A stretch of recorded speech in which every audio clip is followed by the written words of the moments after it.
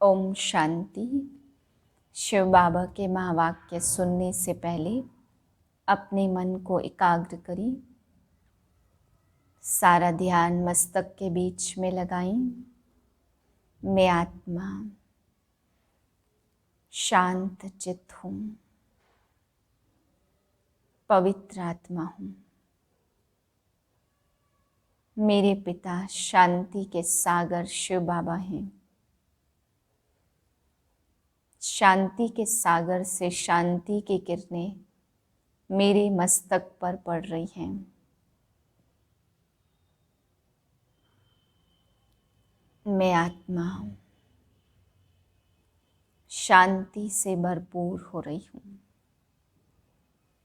और इसी स्थिति में शिव बाबा के महावाक्य सुनती हूँ। 21/11/2020 के महावाक्य हैं। आज बाबा हम बच्चों को समझा रहे कि बच्चे किसी भी हालत में, कैसी भी हालत में तुम बच्चों को रोना नहीं है, क्योंकि तुम्हें ज्ञान मिला है बनी बनाई बन रही है। जब बनी बनाई बन रही है तो फिर रोने की क्या दरकार है। बाबा कहते तुमको विश्व का मालिक बनना है, तो बच्चे इस नशे में रहना है कि बाप तुम्हें कितना ऊंचा बनाते हैं, कितने ऊंच तख्त का मालिक बना रहे हैं।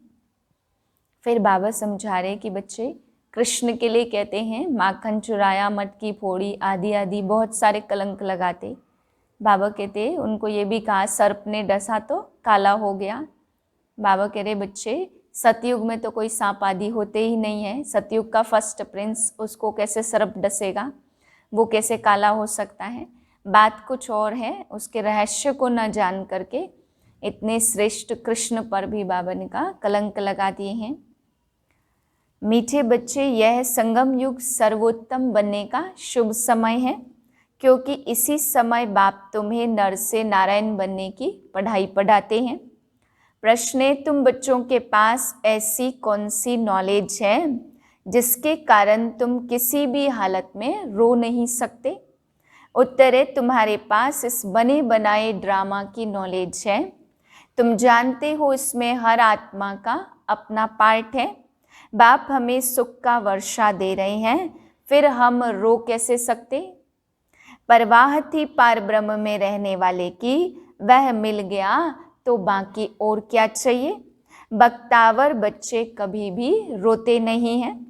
ओम शांति। रूहानी बाप बैठ बच्चों को एक बात समझाते हैं। चित्रों में भी ऐसे लिखना है कि त्रिमूर्ति शिव बाबा बच्चों प्रति समझाते हैं। तुम भी किसको समझाते हो तो तुम आत्मा कहेंगे शिव बाबा ऐसे कहते हैं। यह बाप भी कहेंगे बाबा तुमको समझाते हैं। यहाँ मनुष्य मनुष्य को नहीं समझाते, लेकिन परमात्मा आत्माओं को समझाते हैं या आत्मा आत्मा को समझाती है। ज्ञान सागर तो शिव बाबा ही है और वह है रूहानी बाप।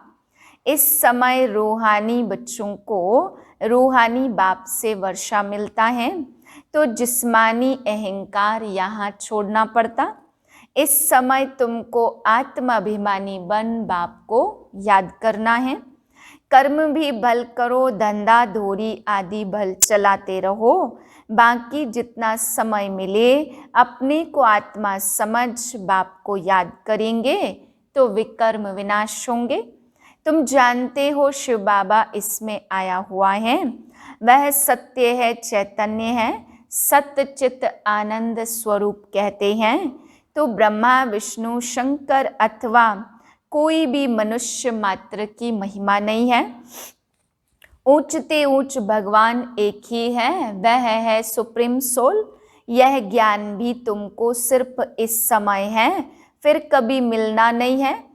तो हर 5000 वर्ष बाद बाप आते हैं तुमको आत्माभिमानी बनाए, बाप को याद कराने, जिससे तुम तमो प्रधान से सतो प्रधान बनते हो। और कोई भी उपाय नहीं है। भल मनुष्य पुकारते भी हैं हे पतित पावन आओ, परंतु अर्थ नहीं समझते।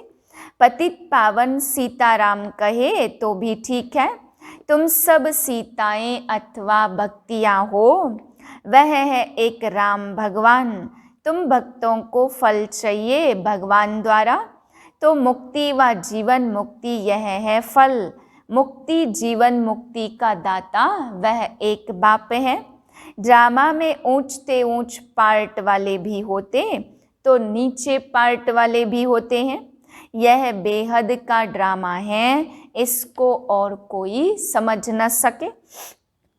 तुम इस समय तमो प्रधान कनिष्ठ से सतो प्रधान पुरुषोत्तम बन रहे हो, तो सतो प्रधान को ही सर्वोत्तम कहा जाता। इस समय तुम सर्वोत्तम नहीं हो, बाप तुमको सर्वोत्तम बनाते हैं। यह ड्रामा का चक्र कैसे फिरता रहता, इसको कोई भी नहीं जानते। कलयुग, संगम युग और फिर होता है सतयुग। पुरानी को नई कौन बनाएंगे, बाप बिगर कोई बना न सके, तो बाप ही संगम पर आकर पढ़ाते हैं। बाप न सतयुग में आते न कलयुग में आते। बाप कहते मेरा पार्ट ही है संगम पर, इसलिए संगम युग कल्याणकारी युग कहा जाता। यह है ऑस्पिशियस, बहुत ऊंच शुभ समय है संगम युग, जबकि बाप आकर तुम बच्चों को नर से नारायण बनाते।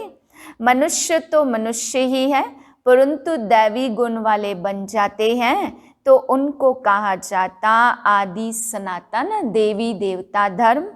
बाप कहते मैं यह धर्म स्थापन करता हूँ, तो इसके लिए पवित्र जरूर बनना पड़ेगा। पतित पावन एक ही बाप है, बाकी सब है ब्राइड्स, तो पतित पावन सीताराम कहना भी ठीक है, परंतु पिछाड़ी में जो रघुपति राघव राजा राम कह देते तो वह रोंग हो जाता। मनुष्य बिगर अर्थ जो आता है सो बोलते रहते हैं, धुन लगाते रहते। तुम जानते हो चंद्रवंशी धर्म भी अब स्थापन हो रहा है, तो बाप आकर के ब्राह्मण कुल स्थापन करते तो इनको डिनाइस्टी नहीं कहेंगे। यह परिवार है, यहाँ न तुम पांडवों की न कौरवों की राजाई है। गीता जिसने पढ़ी होगी उनको यह बातें जल्दी समझ में आएंगी। यह है भी गीता, कौन सुनाते, भगवान। तुम बच्चों को पहले पहले समझानी देनी है कि गीता का भगवान कौन। वह कहते कृष्ण भगवानोवाच, अब कृष्ण तो होगा सतयुग में, उसमें जो आत्मा है वह तो अविनाशी है। शरीर का ही नाम बदलता है, आत्मा कभी नाम बदल नहीं सकती। कृष्ण की आत्मा का शरीर सतयुग में ही होता, नंबर 1 में वही जाता। लक्ष्मी नारायण नंबर 1 और फिर है सेकंड थर्ड। प्रवृत्ति मार्ग है ना, तो प्रवृत्ति मार्ग शुरू होता ब्रह्मा सरस्वती और बच्चों से। बाप कहते हैं बच्चे कोई मरता है तो भी तुमको सारा ज्ञान मिला है, इसलिए कोई भी चिंता नहीं। उसने जाकर दूसरा शरीर लिया तो तुम रोते क्यों हो, रोने से लौट थोड़ी आएगा, बख्तावर थोड़ी रोते हैं। तो वहाँ सबका रोना बंद कराए समझाने लगी। ऐसे बहुत बच्चियां जाकर समझाती हैं अभी रोना बंद करो, झूठे ब्राह्मण भी नहीं खिलाओ। हम सच्चे ब्राह्मणों को ले आते, फिर ज्ञान सुनने लग जाते हैं, समझते हैं यह बात तो ठीक बोलते हैं। ज्ञान सुनते सुनते शांत हो जाते, तो 7 दिन के लिए कोई भागवत आदि रखते हैं तो भी मनुष्य के दुख दूर नहीं होते। यह बच्चियां तो सबके दुख दूर कर देती, तुम समझते हो रोने की तो दरकार नहीं है। यह तो बना बनाया ड्रामा है, कोई भी हालत में रोना नहीं है। तो बेहद का बाप टीचर गुरु मिला है, जिससे तुम इतना धक्का खाते रहते हो। तुम बाप को भूल जाते हो तब रोना पड़ता, बाप को याद करेंगे तब खुशी होगी। ओहो, हम तो विश्व के मालिक बनते हैं, फिर 21 पीढ़ी कभी रोएंगे नहीं। 21 पीढ़ी अर्थात बुढ़ापे तक अकाले मृत्यु होती नहीं है। तो अंदर में कितनी गुप्त खुशी रहनी चाहिए। तुम जानते हो हम माया पर जीत पाकर जगत जीत बनेंगे। हथियार आदि की कोई बात नहीं है। तुम हो शिव शक्तियाँ, तो तुम्हारे पास है ज्ञान कटारी, ज्ञान बाण। उन्होंने फिर भक्ति मार्ग में देवियों को स्थूल बाण, खड़ग आदि दे दिए हैं। बाप कहते हैं अब बाप को याद करेंगे तो आत्मा पवित्र बन जाएगी। अगर यहाँ भी जन्म लेंगे तो अच्छे घर में, राजा के पास व रिलीजियस घर में वह संस्कार ले जाएंगे। कृष्ण की महिमा करते हैं, छोटेपन में दिखाते, माखन चुराया, मटकी फोड़ी, यह किया। अब उसको सांवरा क्यों दिखाया यह तो जानते नहीं है। प्रजापिता है तो उनकी प्रजा भी ढेर की ढेर है। तुम बच्चे अभी माया पर जीत पाते हो तो इसको कहा जाता हार और जीत का खेल। बाप कितना सस्ता सौदा कराते, फिर भी माया हरा देती है तो भाग जाते हैं। 5 विकारों रूपी माया हराती है, जिसमें 5 विकार हैं तो उसको ही आसुरी संप्रदाय कहा जाता। मंदिर में देवियों के आगे भी जाकर महिमा गाते, आप सर्वगुण संपन्न हो। बाप तुम बच्चों को समझाते हैं, तुम ही पूज्य देवता थे, फिर तुम ही 63 जन्म पुजारी बने, अब फिर पूज्य बनते हो। बाप पूज्य बनाते तो रावण पुजारी बनाते हैं। यह बातें कोई शास्त्र में नहीं है, मैं इन सब बातों को जानता हूँ। द्वापर से ही तुम पुजारी बनते हो। सतयुग त्रेता में तो पूजा होती नहीं है, वह है पूज्य घराना। फिर होता है पुजारी घराना, इस समय सब पुजारी हैं। यह बातें कोई को मालूम नहीं है। बाप ही आकर 84 जन्मों की कहानी बताते। पूज्य पुजारी, यह तुम्हारे ऊपर ही सारा खेल चलता। हिंदू धर्म कह देते, वास्तव में तो यह है देवता धर्म। कहते हैं सागर को शाही बनाओ, सारा जंगल कलम बनाओ तो भी पूरा हो न सके। अंत तक तुमको ज्ञान सुनाता रहूँगा, तुम इनका किताब कितना बनाएंगे।